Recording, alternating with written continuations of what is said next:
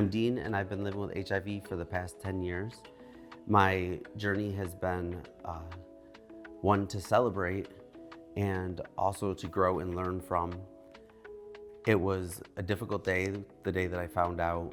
I was extremely sick, so I went to a local HIV testing place, and at that time I was living in Los Angeles.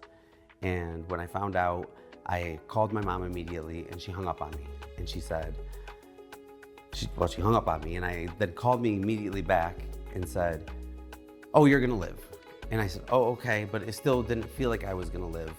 And I was all alone in Los Angeles. I was there living with my cousin. I called him, and he said, "Girl, you'll be fine," and hung up on me.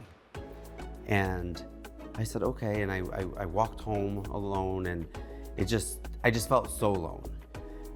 So my drinking and just got worse. I was going out every night.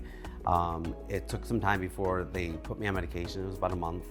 And once I got on medication, I was still going out drinking and just didn't know what to make out of this situation that I had myself in.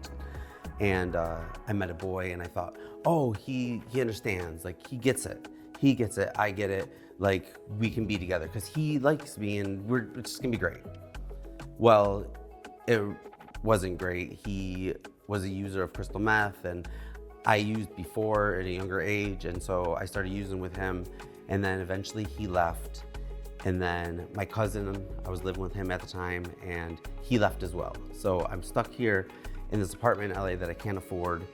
And so I'm on the dating apps, and everything's about a P&P, a party and play, and everyone that's in that group that I'm meeting at that time are all HIV positive, and I felt connected. I felt this is something that I can, it's just a group of people, this must be my tribe.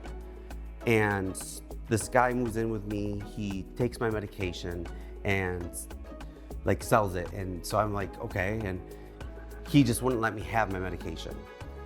So I went 3 years without my medication. And during that time, I started selling drugs to be able to survive and to live my life in LA. And I would call home to my mom, and I would say, "Mom, it's time for me to come home. Please, can I come home?" And she was like, "People here won't understand you. They won't get you. They just don't tell," my grandmother and other people would say, "Just don't tell nobody. Nobody needs to know your status. You're just better off there. You can hustle. You can do it." Oh, I can hustle, all right.